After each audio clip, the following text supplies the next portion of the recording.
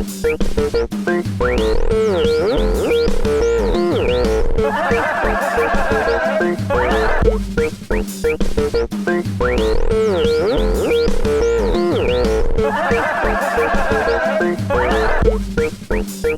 your old chuckle buddy, Jonathan James Ramcharan, reporting live for duty, March 19th, 2018. Welcome to Jonathan Ramcharan, the podcast. I am your host, Jonathan Ramcharan. Hey, everyone. I like talking like this all of a sudden.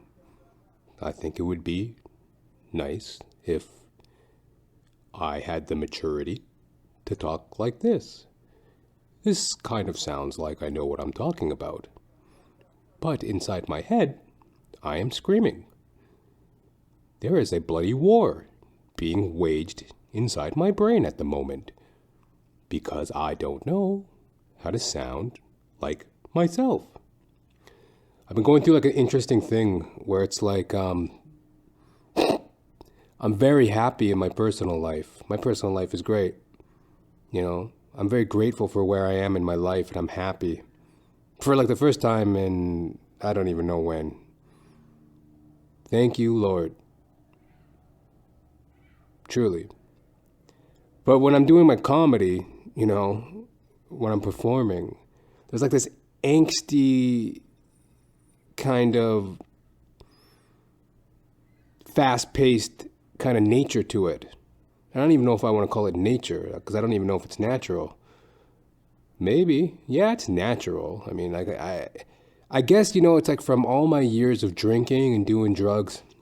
When I say drugs, I mean like smoking pot, the occasional line of blow, like occasional. I did cocaine like maybe 20 times in my life. I did MDMA like 2 or 3 times. I smoked, what's that shit called?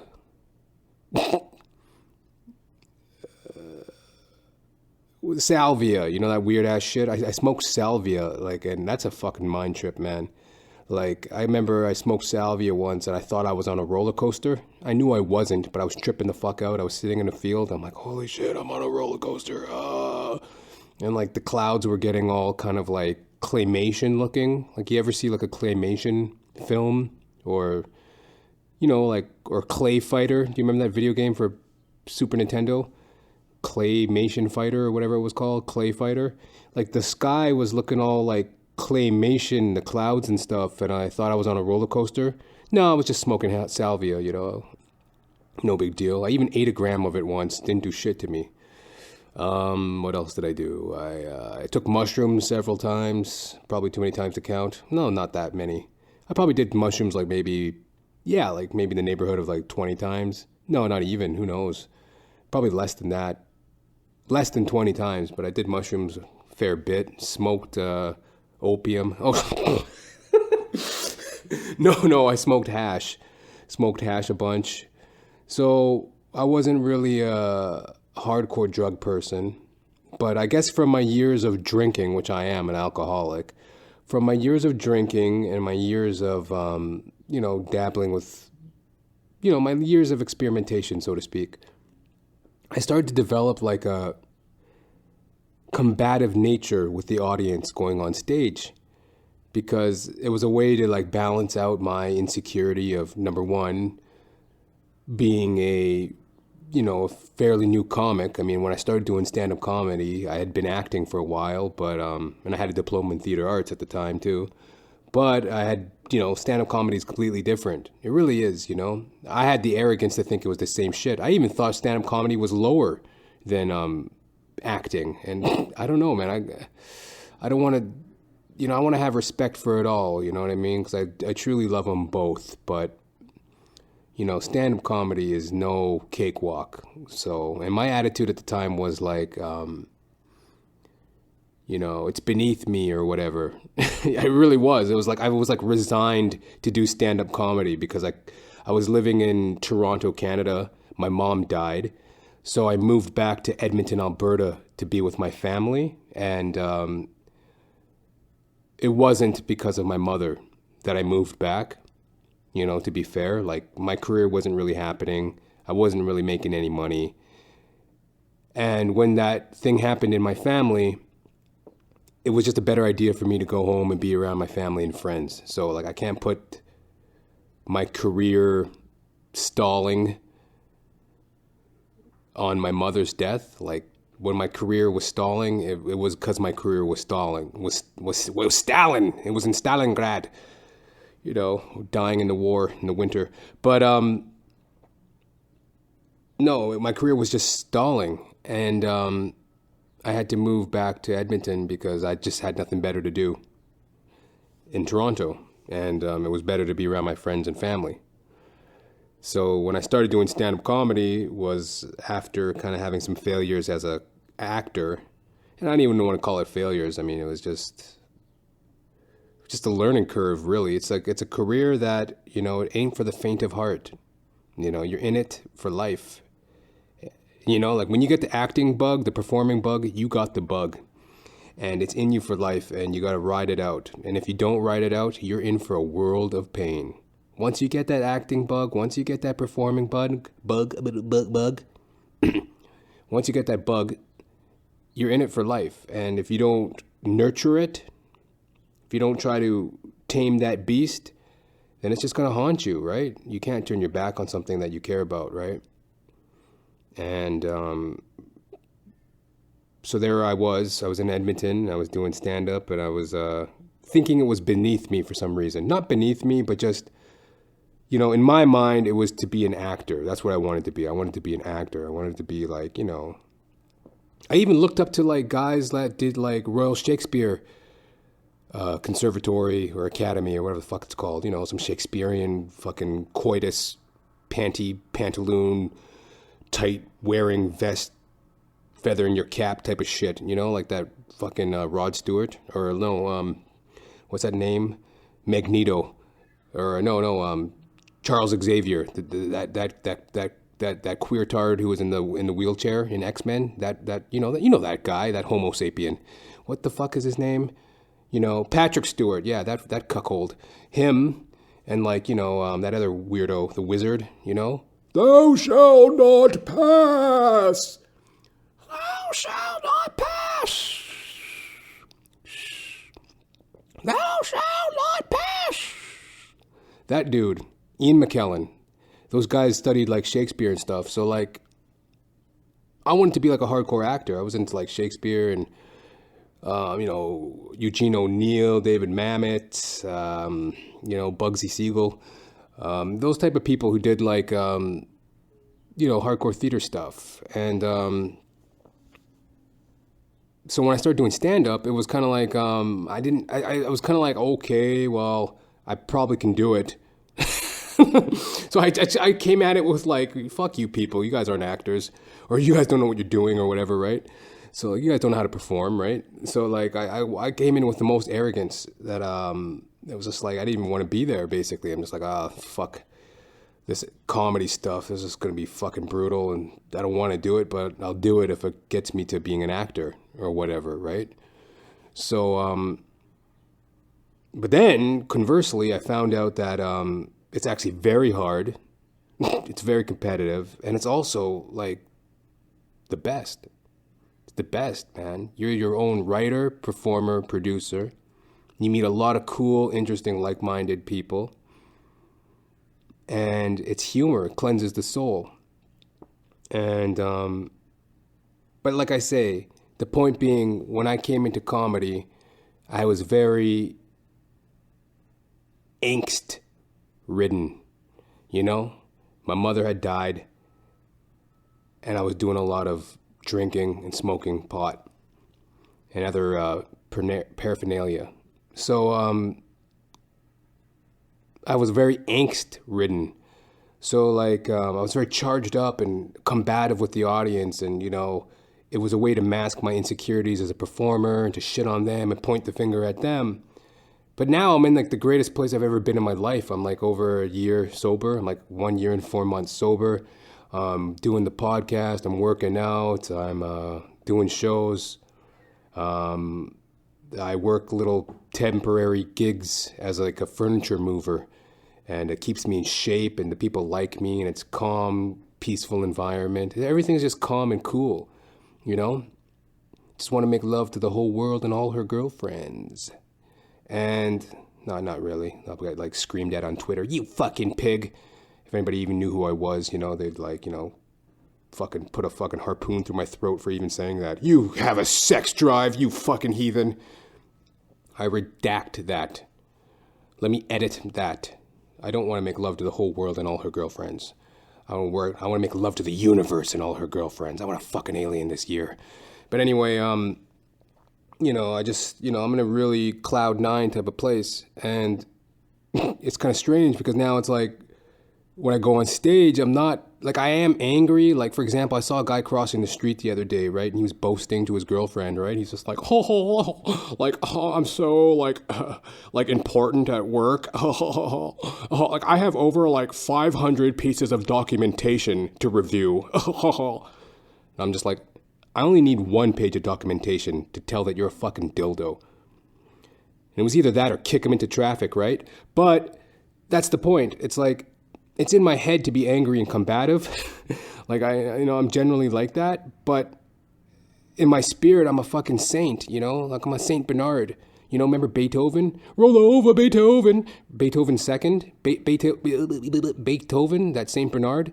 Like, why did I say that? Oh, yeah, I'm like a Saint Bernard. Yeah, you know, like, they're very saint-like. I'm very sanctimonious lately. Sanctimonious. And, I'm just really happy. So it's like, when I go on stage, it's strange because it's like, I want to get into that angst-ridden, screaming, belligerent fucking place where I was when I was high as fuck and drunk on stage, screaming at bachelorettes and stuff.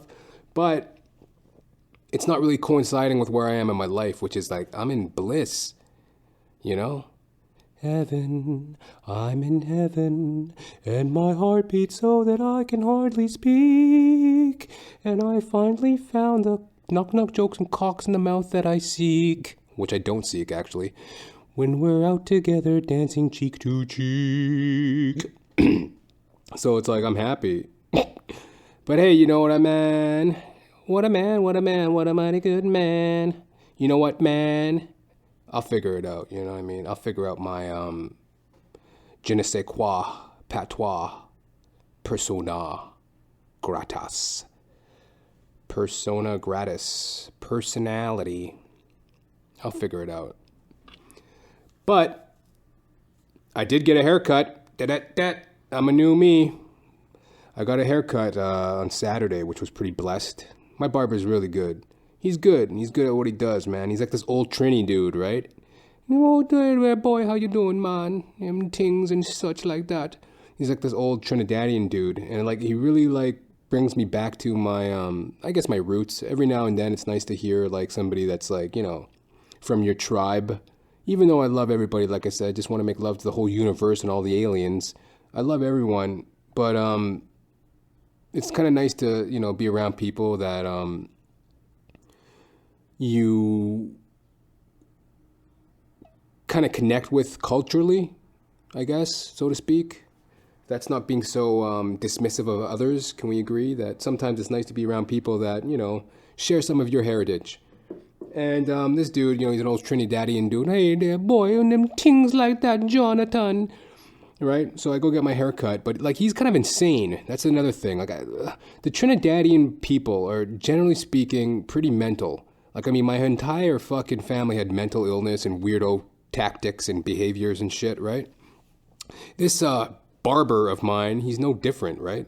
Like the last time I went and saw him, you know, I go to the barber shop, I'm sitting there, and like his boss, this lady, she runs the parlor. She's like, oh, just wait a minute, let me call him. And she didn't think I can hear, right? And she gets on the phone, right? She's like, where the fuck are you? You've been gone for like 2 hours. Where the hell are you? Where the hell are you? Sorry, I like almost burped there. Oh, 1 second. Pardon moi. Anyway, yeah, so like, she's like, yeah, where the hell are you? And she's screaming at him on the cell phone. Finally, he shows up, right? He's like, oh, hey there, man, how you doing? I was just over there playing tennis, boy. I'm like, what? I was just over there playing some tennis, man. I'll be hitting the ball and things like that, man. And they back the fuck up and blop. And he's like miming doing like a tennis shot. The man's 60 years old, for Christ's sakes. I'm just looking at him like, what? You were playing tennis? I wouldn't even trust you with a ping pong paddle. What the fuck you mean you're playing tennis? And like, so anyways, like he's just kind of strange that way. He like dips out from work to go play tennis. And, but anyways, not only that, he's like a sexual sadist. He's a fucking pervert. He's always like talking about sex and shit. Actually, not always. Sometimes we talk about like canaries and birds because like we both share a love of pets and animals. Like that's one of the reasons why we also connect, right? Not just because we're Trinidadian. Yeah, man, the Trinidadian boy and things and wind it up, man. But like we also connect on the fact that we both love animals. Like I had a pet frog, right? And poor little bugger.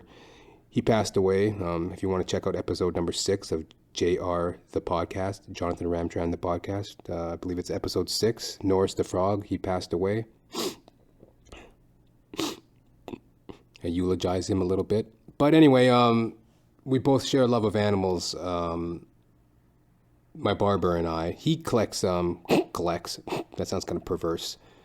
Do you collect animals or do you have pets? Do you have a pet? No, I collect animals. What's your name? Norman Bates. Anyway, he has like canaries and birds and shit, and he takes them to like bird, he actually competes in like bird, what do you call that? Bird shows or whatever. I don't know, talent shows. Bird talent shows? Yeah, he competes in them. Well, the birds compete. He coaches them though. He's like, yeah, boy, them things like that, them birds, they be standing up real proud, man. You stick the chin out and they flap the wings back and they just standing there like that, man. Them boys. He's like imitating a bird. And like I find this shit fascinating, because I'm a comedian. I don't want to hear anything about weather and what you think about your wife's cooking. Like I don't give a shit. Tell me about birds. So then he's going off about his bird training camps and how he takes his little canaries or whatever to these competitions, and he won a few of them, right? And I was like, oh wow, congratulations. So I was pretty proud of him for that. But he's also like a sexual sadist. Like the other day, like just this past fucking Saturday when I went to get my hair cut, right? He'd be like, boy, did you know this? Women be fucking their dogs, man. The woman, she be fucking her dogs. Did you know that? I was like, no, I didn't know that. Women, what? He goes, women be fucking their dogs, man. You didn't know that? I knew that before I came to Canada, man. These women, they be fucking their dogs, boy. I was like, really? He goes, yeah, man, look at this. He like pulls out his like cell phone and he proceeds to show me all these like bestiality videos. Like this sweet young thing, she's like fucking 19-year-old gorgeous, like fucking mocha, stringy haired fucking, I guess, crack addict or something. Anyway, she's fucking a dog, right? And like I turn away, right? Because I don't watch porn. I haven't even watched porn in over, like that's how clean my spirit is. That's how good I feel as a comedian. So it breaks my heart because I can't like indulge in this perversity because like, I got a love for God. I'm sober and shit like that. And it just breaks my heart because like we could connect on such a deeper level if I was more like, drug addicted and an alcoholic as I used to be. But like, it just breaks my heart because he's trying to show me this dog video of like this chick fucking a dog. And I'm just like, I don't want to see that. So I kind of like, but I was respectful. You got to respect your elders. So I just kind of turned my head away, right? And he's like, look at this boy. She be fucking a dog, man. The dog be like rough fucking her, man. Yeah, man. Women be fucking dogs, boy. And I was like, okay, so about the haircut, I'm thinking kind of like, Will Smith in I Am Legend. Like, I'm trying to get his mind back into, like, the haircut, right? But, like, he's, like, shepherding me all these fucking videos of, like, animal fucking, right? So, anyway, and then, like, he starts going off about, like, the women in the parlor, right? Mind you, yeah, as well, at this moment, there's like fucking 20 women sitting around waiting, maybe not 20, like, I don't know, 10 women sitting around waiting to get, different nails and hairs and whatever titty enhancements, like shit done, right? Like it's a hair parlor, right? So like, there's all these women sitting around and shit, right? He'd be like, look at that one over there, boy. That one. He like points in the mirror, right, as I'm sitting in the chair. And I was like, that one? That one. Yes, that one. Which one? That one? That one. That one. That one. That one over there, boy. There's something wrong with her, man.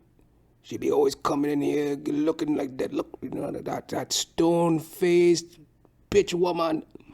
There's something wrong with that one, boy. There's something wrong with her. You know, I think about getting her a dog. A German Shepherd. He wants to buy her a German Shepherd. And I was like, hey, that's mighty fine of you, sir. So then, you know, then he starts going on and on again about his love life, right? That's another thing. You know, he's a very sensitive guy. You know, I think you have to be a hairdresser. But anyways, he's a very sensitive man as well. And he's like, you know, man, I talked to this woman and she be not calling, man. I talked to this woman and she just not be calling. You know, I told her, you know, whatever time you want to go to the movie, take the movie, check the movie. You pick the movie and the time and then we go. She not be calling, man. What the fuck? Do you think she's going to be calling? I'm like, well, I certainly hope she calls, but I guess I wouldn't know. He goes, yes, that's the truth, man. That's the truth. You don't know and I don't know, man. But that's what's been killing me, man. Is she going to call? I was like, oh, tough break, kid. So anyways, about this haircut, you know, kind of like, you know, I'm thinking like, you know, Denzel Washington, Man on Fire. You know, I'm trying to get his mind back into this haircut for Christ's sakes, right? But you know what I say, like my heart's with God and I try to listen to all his creatures, even if they want to talk about sex acts between animals, you know, who am I to, you know, anyway. So then, like I said, he's a very sensitive soul too, right? And he's still going on and on about his like love life. And he goes, oh, no, man, I don't know. She's going to call. You know, I think she's going to leave me for a dog. She's going to leave me for a dog. And I'm like, okay, yeah. So anyways, I'm thinking like Samuel L. Jackson, Pulp Fiction. Maybe we do like, you know, like a fucking Jerry curl. So finally I get the haircut done and it looks bomb diggity. And that's why I go back to him, man. He's a, you know, he's a Trinidadian man, true and true. He's a funny man, very funny man with his crazy sex theories. And he's a canary trainer, which is honorable, you know. And yeah, I got my wicked haircut. Wicked boy, damn, yeah, I don't even know what that meant. Sounds gangster, right? Anyway, yeah, the haircut went well, but that's my barber in a nutshell. And I also wanted to talk to you guys about the Festival of Lights. I went to the Festival of Lights about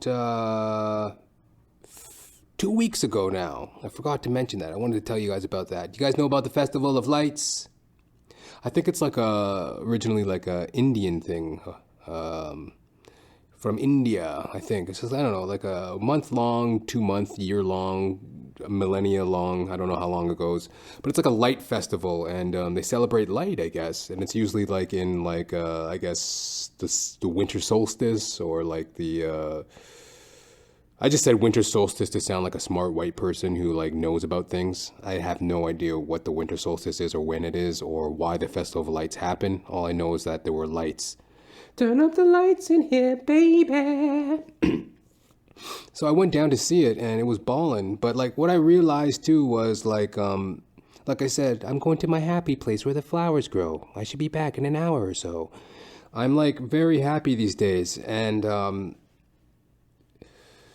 I just, you know, I realize what a lot of these festivals are, they're just excuses for people to get together. They're just excuses for people to get together with their kids. Because it was whack, man. I go there, there's a bunch of light bulbs and lampposts. I'm like, who gives a fuck about any of this? I'm looking around like, what in the fuck? Like, I thought my life would be changed and I'd be, like, spiritually charged. No, it's just a bunch of lights and shit. Exactly what they said it was. A festival of lights. Christmas tree ornaments and shit. This was ridiculous. I'm looking around. What the fuck? And like, oh my God, it was in the distillery district too. They had the goddamn gall, the nerve to hold the Festival of Lights in the distillery district. Now I say the gall and the nerve, because like I'm an alcoholic, so like I have to like revolve everything around me. But I mean, it makes sense for them, you know, hold it there, get people spending money and enjoying themselves and communicating. You know, it's nothing wrong with alcohol if you can handle it. I can't handle it. But it gave an extra pang of pain to my heart, right? I'm like walking around, looking at all these fucking people getting drunk and staring at lights and shit. I'm by myself, just low down, lazy, low down, shiftless, rotten person. Feeling kind of low. And, but yeah, you know, it made me realize that the Festival of Lights is just really an excuse for people to get together and hang out with their friends and family. It was beautiful. And I saw this one light, because like I was starting to feel like on the ropes, right? I'm like, oh, I feel so lonely and weird and just kind of like out of place. And like, I don't feel connected to people, even though I do and I don't. Like at that moment, I wasn't, right? Because it was like my confidence was fleeting. My sense of stillness was fleeting. I started to feel very like alone and dejected and kind of shunned. Because, you know, like I said, it's in the distillery district and everyone... It just was a reminder, oh, you know, you can't be in that lifestyle anymore, right? And I just kind of felt apart from the festivities, right? But then I saw this one light display, and it was the word perspective. The word perspective, and it was like, it was displayed in like a incrementally enlarged perspective.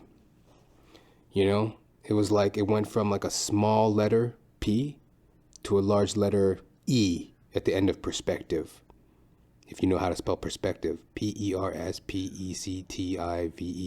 I hope that was right. Anyways, the E at the end of perspective was like the largest, and the P at the beginning was the smallest, right? So it gradually got bigger to emphasize the concept of perspective. And it just made me think, yeah, you know, like I gotta have more perspective. And like, that's what a festival is. It's just for people to get together. It doesn't matter if it's a light festival or a darkness festival or like, a pina colada festival where everyone gets drunk and act like morons, or if it's a coffee festival when everybody sips coffee and talks about politics.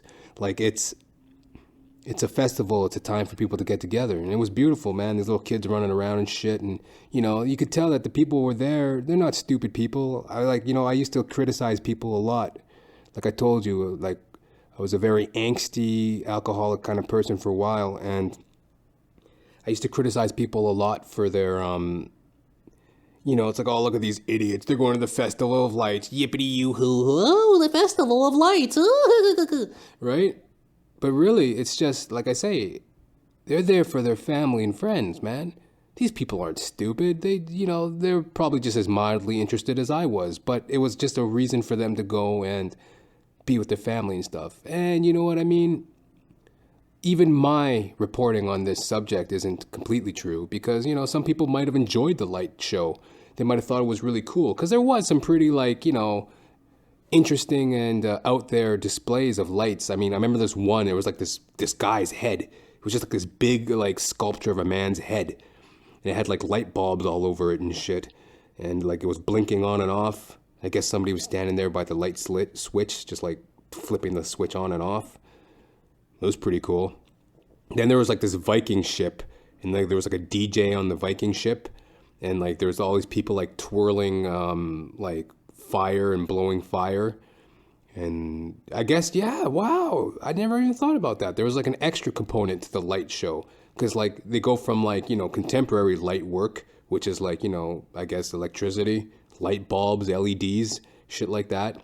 Then they brought it back to like traditional light sources with like, fire. They're twirling fire about and shit. Pretty entertaining. And they're on a Viking ship with a DJ. You know, that's pretty baller. I mean, who am I to criticize that? But like I said, I was pretty bored because I'm a washed up drunk, and that's all I could really think of. I'm like, how come everybody gets to drink and I don't? Actually, I didn't think that at all because, like, you know, I'm relieved of my compulsion to drink. But the thought was fleeting. It was in my head for sure. And, like I say, growing pangs, you know, and perspective. A lot of changed perspective for sure.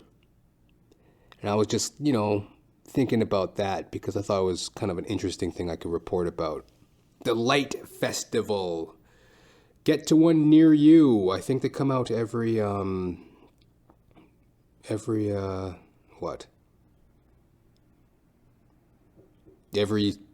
March or something like that. Anyways, before I get out of here, I want to quickly tell you guys about a couple books I'm reading. I just finished reading The Power of Positivity. Great book by Mr. Norman Peale. Just give me 1 second. 1 second. It's right here, actually, in front of me. Yeah. By Dr. Norman Peale. The Power of Positivity. By Mr. Norman Vincent Peale. First published in 1956, I believe. That book changed a lot of my perspective as of late. I got a lot of different tactics for dealing with my new life. And positivity is definitely one that I got to keep in mind. I got to keep positive. And this book really taught me different, it outlined a lot of what I already knew, but put into like a practical sense, It talks a lot about just how to deal with, I can't even really, well, I can. Basically just positivity. Think about it, man. Life is full of challenges. You got to be somebody in your life, right? You got to be yourself. You got to be a coworker. You got to be a spouse. You got to be a friend. You got to be a dog fucker. You got to be all these things, right? And how do you gauge that, right? How do you rise to the challenges in your life?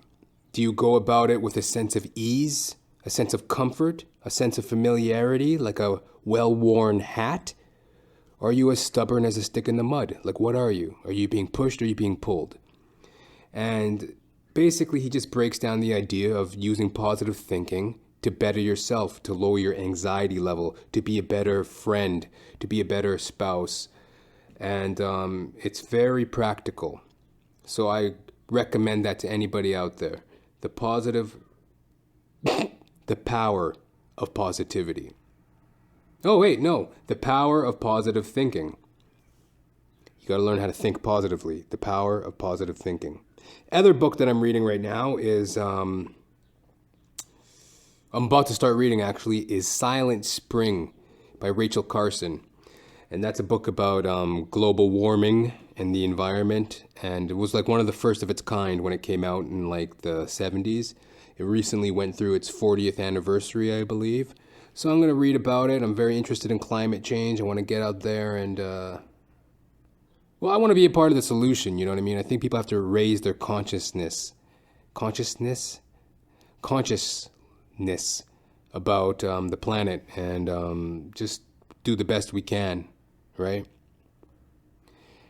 And I think in reading that, it'll help me kind of, take up a new challenge, take up a new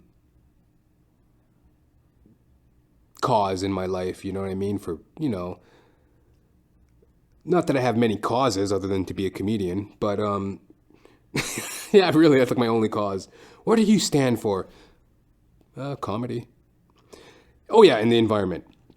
But yeah, it's going to be something interesting for me to learn about and try to help the planet if I can, right? And I encourage everybody to get out there and be positive and be an advocate for your environment, okay? Food for thought. It's your old chuckle buddy, guess who? Jonathan James Ramtram, reporting live for duty on this March 19th, 2018. My barber likes watching videos about dogs fucking each other, but I don't. Hit me up on the podcast, jr.thepodcast@gmail.com. Send me your questions, send me your queries, send me your qualms. jr.thepodcast@gmail.com. Thank you very much, Jesus Christ. This is a beautiful sunny day. And thank you to every denomination of faith and being. Go be positive. Go care about the environment. And I'll talk to you next time. All right? Bye-bye.